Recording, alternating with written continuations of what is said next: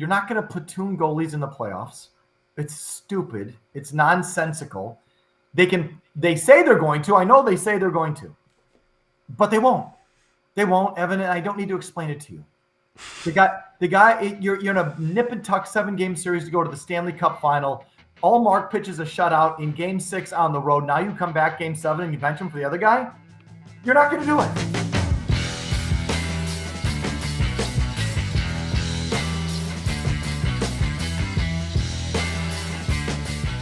And welcome into the Bruins Beat on CLNS Media. My name is Evan Marinofsky, and today I am joined by Michael Felger. Mike, what's up? How you doing, Evan? I am great. I am happy you're here. It's a fun time having you on. I remember, I don't know if you remember this, I was on BST with you back in April. It was the last night of the regular season, and I came on and you said, Evan, why is Patrice Bergeron playing in the final game of the regular season? And I said, Felger, it's because you got to keep him fresh. The family's watching. It's his final game. He's a veteran. And then he was injured. And then you said, and then we were talking Eastern Conference or we were talking, playoffs, because that was the night they got the Florida Panthers matchup. And you said, Evan, why aren't you talking about the Panthers at all? Because I think I was going on and on about the conference final and different teams they could face down the road. And I said, why are you worried about the Panthers? What is the point in worrying about the Florida Panthers? And then obviously what happened. So you need to return the favor. You need to come on and you need to give 2 horrible takes right off the jump. We need to even it out because this is it's unfair that's how it started. Shame on you for not being skeptical of the Bruins. You should always be skeptical of the Bruins. That should be your default. That's where you should start with this team. I don't know how many times you have to get burned. Bruins fans have to get burned before you realize. Start with the thought that they're going to choke and gag and lose and go from there. Don't go from the other direction. Trust me. But you didn't think they would lose in the first round. I mean, that was entirely possible. Didn't surprise me one bit. Interesting. I mean, not that I picked it. I don't remember what I picked. I'm sure I picked the Bruins just to pick the Bruins and not have to deal with it. But it didn't surprise me one bit that they did that. How could it surprise any of you? Yeah, I mean, historically it didn't surprise me. I just thought the roster was too good to lose in the first round. I know it's last year, and I know that it's. I mean, I was shocked that they did it, but I mean, again, you see some of the similar things pop up this season, and you sort of start to worry. And I am with you. I am on the more skeptical side. I picked them going into this year. I picked them out in the first round, so I covered that base. It must, first of all, before we dive into this team, it must feel good for you to talk Bruins, because as much as they do break people's hearts, it must feel good right now with how bad the Patriots are to talk about this for a little bit instead of the Pats, right? It's always a change of pace. It's always nice. Whenever you talk about anything other than the Patriots, it's a change of pace. And I always enjoy hockey because I am a fan of the sport, and the Bruins are really the only team in Boston that I'm actually have fan instincts for. That, as a fan, like that thing, you want them to win, pisses you off when they lose. I hate the Canadians. Like, it's the only team in town that I have those sort of base instincts for. So that's I don't know. That's why I like talking Bruins. Well, yeah, and because in Wisconsin, did the Bruins, growing up, were they the team that played on TV in Wisconsin? Was that how that worked? No, it's just growing up in Wisconsin, being a hockey fan, I had to pick a team, right? And so that's just the team I picked. And I was growing up in the, mid to late 70s, and always been an underdog, I've always sort of gravitate towards the underdog. And those were the years they just got the bag beat out of them every year by the Canadians. But I remember it. I remember those Sports Illustrated covers in the late 70s and the Lunch Pail AC and that group. I thought it was just sort of an ultimate underdog team versus the Canadians, who were so crazy talented. I don't know, it was just a cool team, cool city. And so I've always, since the day I was a little kid, I've always been a Bruins fan. So it's just, I had no team in Milwaukee, so I sort of had to gravitate towards one, and that's the one that I gravitated towards. And it worked out because you ended up working here for basically your entire career. So it actually obviously worked out pretty well. That's interesting, though, because, again, I grew up in the Bruins of, Patrice Bergeron and Chara. And, I grew up in a totally different time where they won all the time and they had success. I mean, they've obviously choked and gagged here and there, but they have had some success. And I find that interesting, the juxtaposition of the eras. This team, How do you feel about this team? Are you surprised at the start? Are you like, where are you at with this group? Definitely not surprised. I've never been in the camp ever. Have I felt the Bruins are the favorite? The Bruins got this. Honestly, the only time I felt they were going to win ahead of time was after, I want to say, Game 5 of the final against Vancouver. After Game 5 in Vancouver in 2011, I changed my mind. I said, you know what? These guys are going to effing win the cup. And it was Luongo after you that can swear, game. by the way, you can swear on this. You can totally swear on this if you feel the need. Game where Luongo came out after the game and said, well, you're always pumping his tires. No one's pumping mine. And why are you always talking about Tim Thomas and not talking about me? So that was after Game 5. They won in Vancouver. Vancouver won in Vancouver. Luongo did that thing after Game 5. And after watching that, I said to myself, that guy's not going to win. That guy's not going to win. And it was really more about Luongo than it was about the Bruins. But before the last 2 games against the Canucks, that's the only time I have said, and you can check the record, it's the only time I've said they're going to win the cup. Before Game 7 against St. Louis, I felt horrible about that game. I may have predicted them to win, but I never felt it. I never really said it.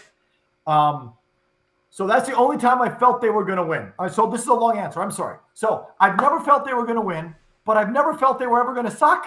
Like the people who were saying before last year, oh, this is it. They're going to fall off the table. They're going to suck. And now this year, oh, Bergeron's done. They're going to suck. I've never felt they were going to suck, and I never felt they were going to win at all. So I don't know why anyone would be surprised. Why would anyone be surprised that a team with one of the leading goal scorers in the league, one of the best defensemen in the league, and 2 of the best goalies in the league would ever suck? Between Pasternak, Marchand, McAvoy, Lindholm, Swayman, Ullmark, how is that team going to suck? They may not be great, but they're not going to suck. So I'm definitely not surprised that they have a good record. I'm not surprised that they might be overachieving a little bit on that record because that's what they tend to do. And so, no, I'm not surprised one bit. I thought they'd be good. Yeah, I'm in the same camp as you on this because I like going into the season. You know, you'd see it on Twitter. You'd see the national people saying, "Oh, the Bruins are going to fall off. Bergeron, Krejci are gone. Bertuzzi, Hall gone. They're going to be, you know, they're going to fall to the bottom of the Atlantic. All these other teams like Buffalo and Ottawa and Detroit are going to rise to the top finally." And it's like there's that winning culture, which we'll get to in a bit, that I always kind of go back to like. Yes, they have their playoff issues, but the regular season's never a problem. Marchand is still there. Like, you still have those pieces, as you mentioned, that have you competing every year. And I'm with you. Like, I've heard you a lot over the last couple weeks ragging on the Sabres, which I think is hilarious because, again, it is a loser franchise. And I like their younger talent. Like, I do. Deline and Tage Thompson, like, they have a good young nucleus. But I just don't know how it gets to that next level because they can't play defense. That's the problem. They don't know how to play defense. So that's been one of the things this year. And you also have to count on Toronto. Toronto's a bunch of choke artists up there. So like I also look at them and go, look at the division around them. So I do think there's a little bit of overachieving, and you saw that a bit last week because they were sort of starting to struggle a bit. And, you know, some of the same themes of last year popped up, you know, issues on the breakout, defensive zone lapses, things like that. So cup contender wise, do you have them as Stanley Cup contenders? Yes. But, you know, I mean, like, what does that mean?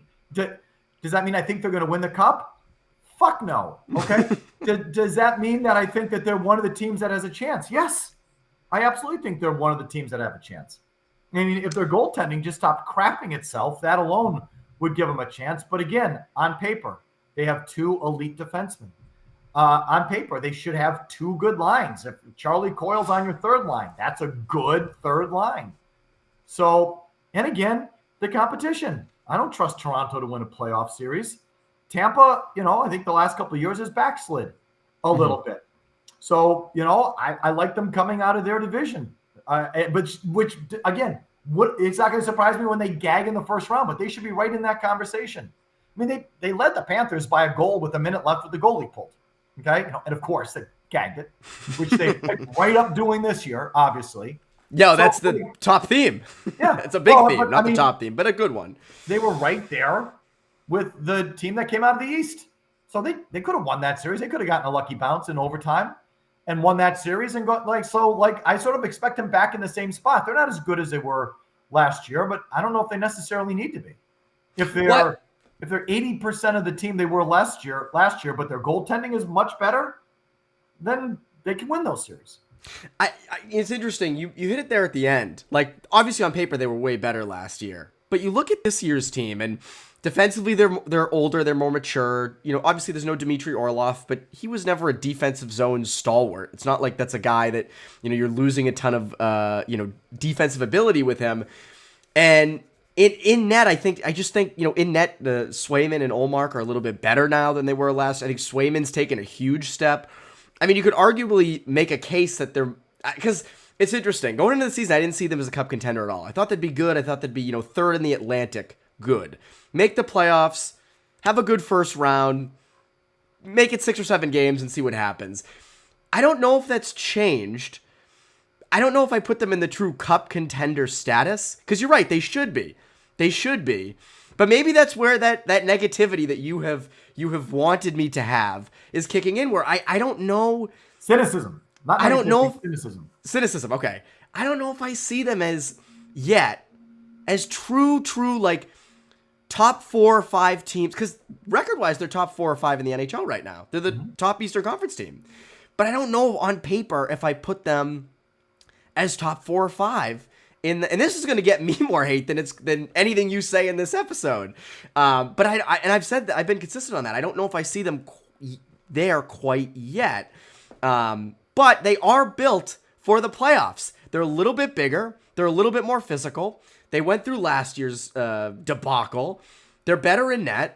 They're fine on defense. Like, if defense and goaltending is their thing going into the playoffs, and you're winning a ton of regular season games, 3-2, 2-1, low scoring, tight, physical games, maybe you're better suited for the playoffs than you were last year. So I don't know how much better they are defensively. I mean, I know the goals against are low, but was that because of the goaltending, or is that because of the quote unquote defense? I mean, now you got to bring in a nerd to tell me their high danger chances and that kind of bullshit.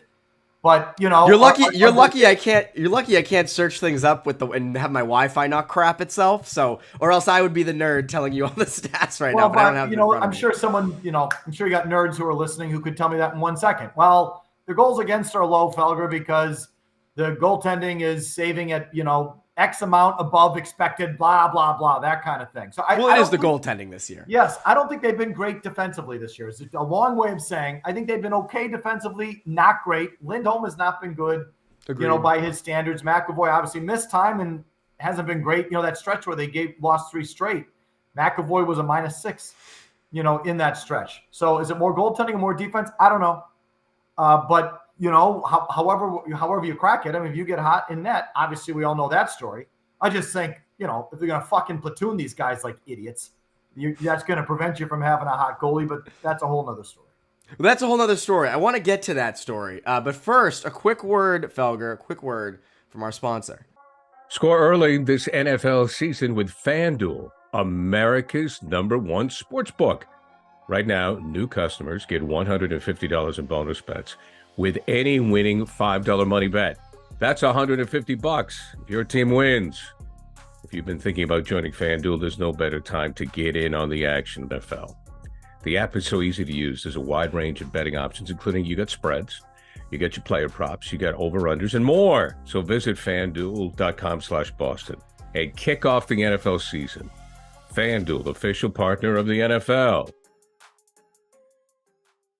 It's incredible, isn't it? If that Gary Tanguay, incredible voiceover for ads, you have to admit. I mean, you worked with him for years.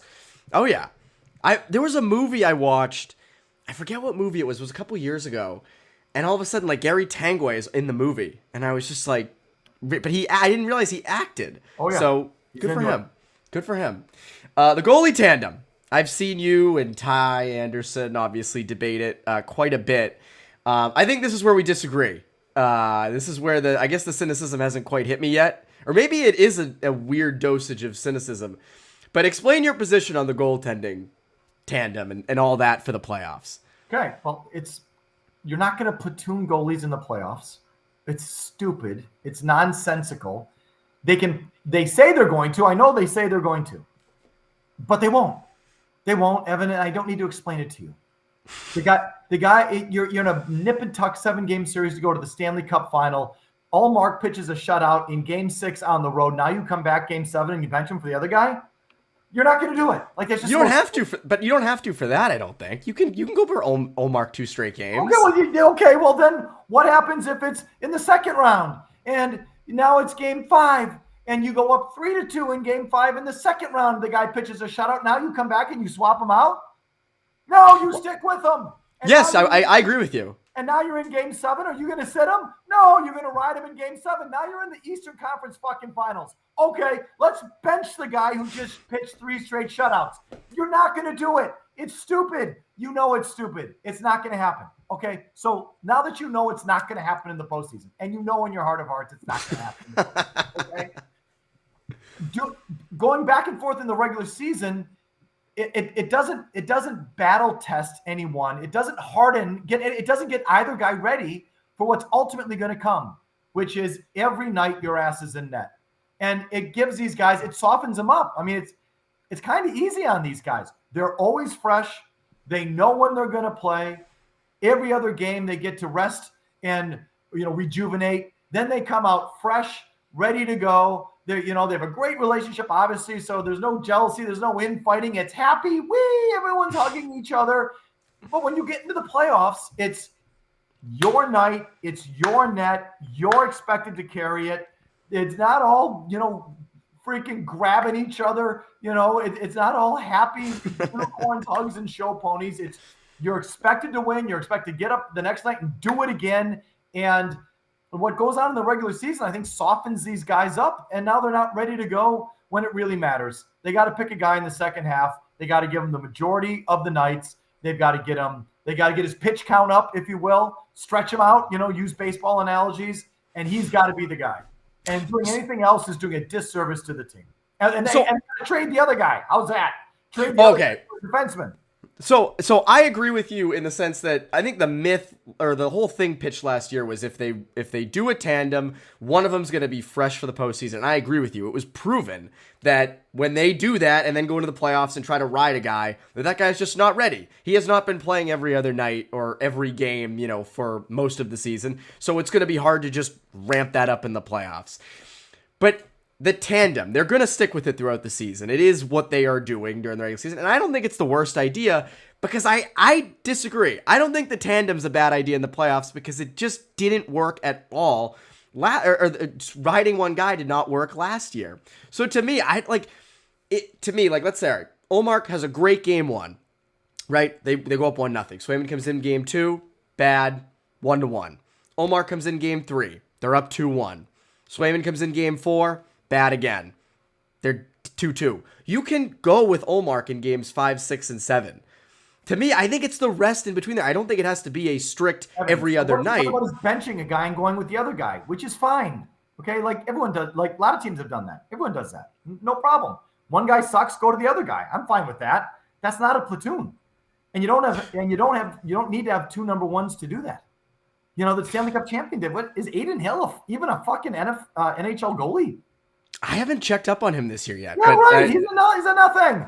So it's like, Jordan Binnington's a nothing. It's like you don't need 2 number 1s. I'd much rather swap out the backup, have that be a top 4 defenseman or a top 6 forward if you can swing that, and you get much more value out of that, and have the Boosie kid be the backup. How's he been in Providence this year? I don't even know. He's been good. Last year in the AHL. If you're an all-star in the AHL, it can be a backup in the NHL. Well, again, what's Aiden Hill? And I just think you need good goaltending. I'm not telling you don't need goaltending. Of course you do. I think it's a waste to have, especially if I think it should be Swayman this year. $5 million sitting on the bench every night in the postseason when that could be a defenseman or a forward or someone who could really help you. Don't do that.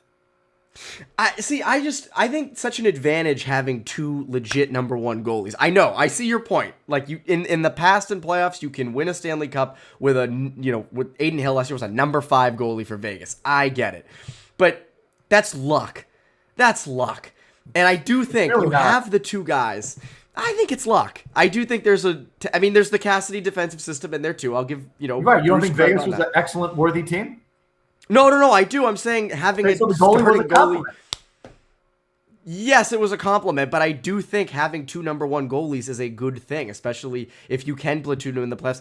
But to add to my point from earlier, having, let's say in my situation, Ullmark goes games 5, 6, and 7, I think you can come back with Swayman in game 1 to give Ullmark a bit of rest to kick up again. And I know you think it's stupid, but to me that's your strength. It's the Bruins' strength, and like the whole idea. Ullmark has a ton of trade value. I agree.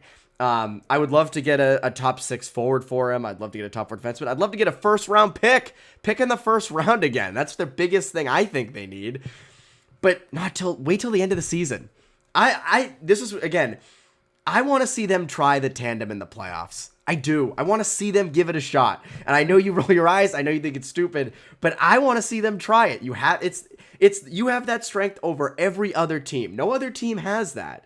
And I think, again, if you trade Ullmark to, I don't know how he waives his 16-team no trade clause to Edmonton, but in the event that he does, and you add like a Ryan Nugent-Hopkins, let's just say, so you become a little bit better up front and you become worse in net. Like to me, you're just moving. You're taking away from your strength, and that's what I think. Become worse in net if Swayman's playing every night in the postseason, and you're playing well in front of him. You're the same in net. You're not using Ullmark on the bench, but we go round and round on this. Look, at this point, I just want to see it from a talk show standpoint because I'll be able to fucking rip it every night. So let's just go ahead and do it. It does. I should say it does help with 4 hours of programming. But to me, I go back to you have it in the regular season and then you try it in the playoffs. I come from the perspective of I want to see it. I want to see the tandem in the playoffs, and I want to see if it works. If it doesn't work, you're up 3-0 on me. So I guess that's the big one. Okay, we'll run up the score. Yeah, run up the score. But if I get it right, that counts as 2 because it's 2 goalies. So fine. I think that works its way. An interesting thing, bigger picture, because you're a big picture guy. You're the king of looking ahead, being ahead of everybody else on points. Do you think the Bruins have the right core for the next 10 years? Like this core of younger kids like Patra, Lowry, plus your McAvoys, your Pasternak, Coyle, Zacha, Swayman. Like, do you think the right core is building to match what they've had the last 20 years? I'm curious your take on this. Yeah, I do. I mean, again, is that going to be an elite? Does that match what this Lightning core just was or the current Colorado core? No, but it's pretty good. That's going to keep you in the mix. I think that's going to keep you. And do you put Lindholm on your list? He's only 30. I didn't, right? But Lindholm's another one. I forgot. 29, 30, whatever. He's long term. He's right, and he's prime. So, no, I do. Again, we're not talking about the 90s Red Wings or this Blackhawks team, but what? All of a sudden you're going to turn around and draft Kane and Taves in back-to-back year? I just don't know how you really improve that core. So I think it's pretty good. I think if you build around it and make smart moves around it, that can be a good team and a contending team for a while. I don't think they're going anywhere for a while, frankly. Yeah, it's interesting. I remember a couple of years ago thinking, that the Bergeron years are ending. They have no number 1 center coming down the pipeline. The Studnicka thing really didn't work. I remember thinking, they got Pastrnak and McAvoy, but not quite sure what you have else there. Like, you're hoping Coyle makes the jump. Zacha wasn't here at that point. Lindholm. And credit to Sweeney and them. They made some smart trades. The Lindholm one, I mean, you gave up a first, but I always say, and I've heard you say this before, if you're going to deal a first-round pick, deal it for someone you would hope to develop with a first-round pick, right? Like, you would hope to develop a defenseman like a Hampus Lindholm with a first-round pick. So I'm fine with that. I'm fine with the Zacha thing. Do you think they need to go out and get a legit number 1 center? Like, has Patra shifted your viewpoint on that at all? No, he's not a number 1 center. I don't think. Nice player, pleasant surprise. It's a huge boon for the Bruins that this kid came along, and he should be playing, what equates to a top 6 role. He should be playing with either Marchand or Pasternak, and Charlie Coyle should be more in a third line kind of thing. It's a huge win for the Bruins. I never saw that coming. Maybe again, a lot of your hardcores knew he was coming. I didn't. So, but he's a number 2. Zach is a number 2. All right. So somewhere in there, do you need a number 1 center? Do you need a true elite number 1 center to win it all? I mean, maybe you do. And if you do, that's the one shoe that has to drop, and that's the one move that has to be made. And so, that puts him short of being like the elite kind of team that I think, you'd want them to be going forward. And it's a fair second guess. Yeah, they probably need that guy. Yeah, it's interesting. I remember thinking in training camp, the way Patra was developing, and saying, oh, maybe, because I think he's a top 6 center in the future. I agree with you. I think he's a number 2 guy. I think he does all the right things. I think he's sort of Bergeron, Krejci-esque. He has similar traits and characteristics. Small stuff, does that well, like good defensively, good in his own, good with that stuff, and can also produce a little bit. I think he's on pace for like 38 points this year, which again, he's 19. I mean, that's fine. You take that every time. And what's interesting is Coyle's 3rd on the team in points. Like he's produced. I've been pleasantly surprised with his usage, the way that he's produced in that usage. Because again, the issue with Coyle for the last couple of years has never been, he's his low IQ. He's a high IQ player. He plays the game. This player. I've always liked him. I always awesome. like to say he should be more. If he could if the puck would go on the net more when he's on the ice, he could be a top 6 guy. But I'm sort of given up on that. But I've always liked his game. Yeah, great game. And in this season, the way it's gone and his fit with Frederick and Van Riemsdyk, I kind of say, maybe he has ascended into being a top 6 center. Again, it's a small sample size, but I think he's on the way. I don't know if it's, I'm not saying it's a definite, but I agree with you. You probably do need to add a number 1 center. Quick break in the action to tell you about our delicious friends over at HelloFresh. With HelloFresh, you get farm fresh, pre-portioned ingredients and seasonal recipes delivered right to your doorstep. Skip trips to the grocery store and count on HelloFresh to make home cooking easy, fun, and affordable. That's why it's America's number 1 meal kit. A crazy schedule can make it easy to fall back into your dinner time recipe rut, but keep mealtime exciting with over 40 recipes to choose from every week. There's always something delicious to discover with HelloFresh. Turn to HelloFresh Market for yummy add-ons and enjoy the season's limited time fall flavors lineup. It's that time of year, right? Things get you in the mood, like apple cider cake with caramel sauce. All the ingredients come fresh, from the crushed tomatoes to the Italian chicken sausage mix to the Parmesan cheese. It's delicious, and I feel like a chef when I'm doing it. What's better than that? And this is a busy time of year for me with hockey starting up. I don't always have a ton of time, so this recipe makes it quick to enjoy something amazing. So join in on the fun. Go to HelloFresh.com/50Bruins and use code 50Bruins for 50% off plus free shipping. Again, go to HelloFresh.com/50Bruins and use code 50Bruins for 50% off plus free shipping. HelloFresh, America's number 1 meal kit. Now, back to the show. Jake DeBrusk this season, and the idea of him as a trade piece and a trade chip. Do you re-sign him or do you send him packing? Bye-bye. I'm thumbs down on Jake DeBrusk. And yeah, I would not re-sign him. And if you could somehow parlay, look, I mean, let me give you the guys that I think are expendable.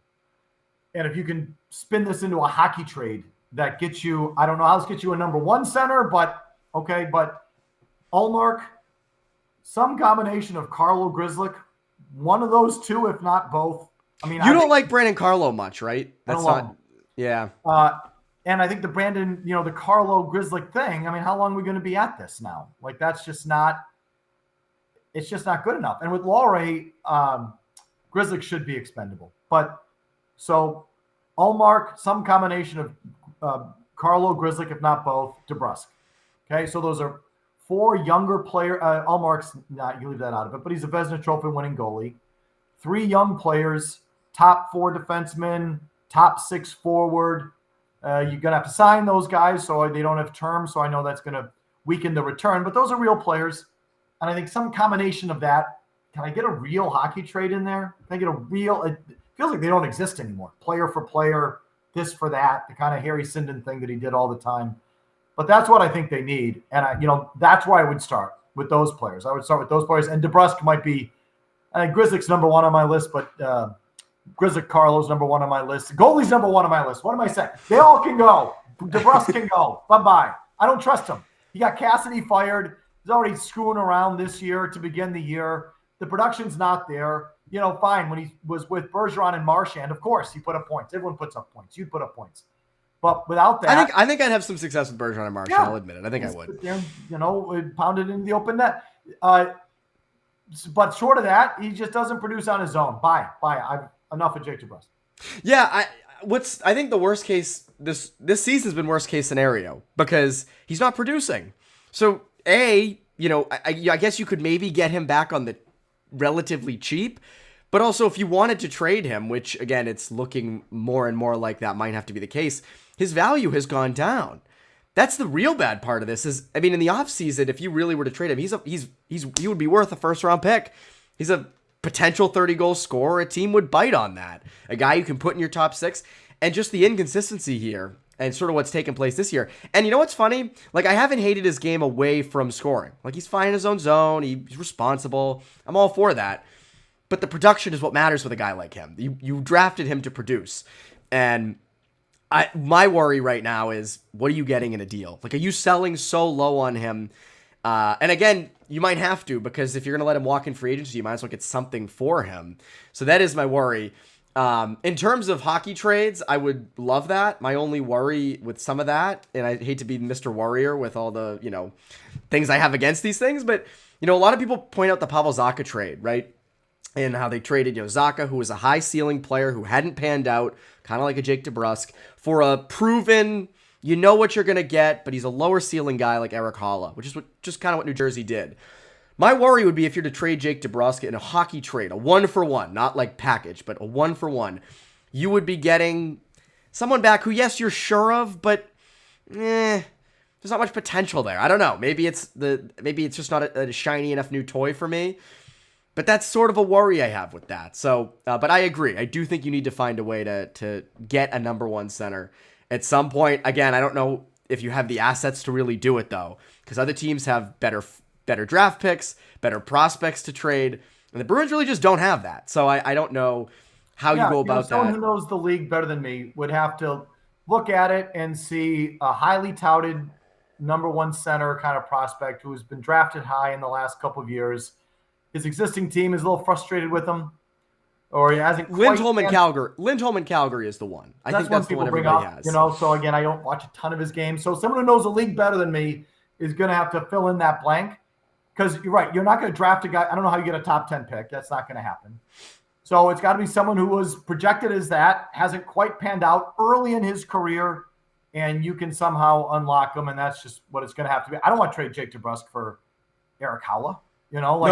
No, that's not the idea. It's for another young prospect who's got upside. Yes. No, I'm in complete agreement with you on that. One last thing, because I'm open this with Patriots, and I think it's an interesting thing, and you have a more well-rounded perspective on this. I don't cover the Patriots. I don't opine about the Patriots or anything. But do you think there's ever a world, and I feel like I know the answer here, but I kind of want to just ask the question. Do you think there's a world in which the Bruins ever surpass the Patriots in attention in this market, or no? Those days are over. No. Yeah. No. I mean, let's be real about what we are here as hockey people. It's still a niche sport, and we're in the niche, so we get it. We're passionate about it. And this happens to be a town, maybe one of 5 in America, maybe less. I don't know.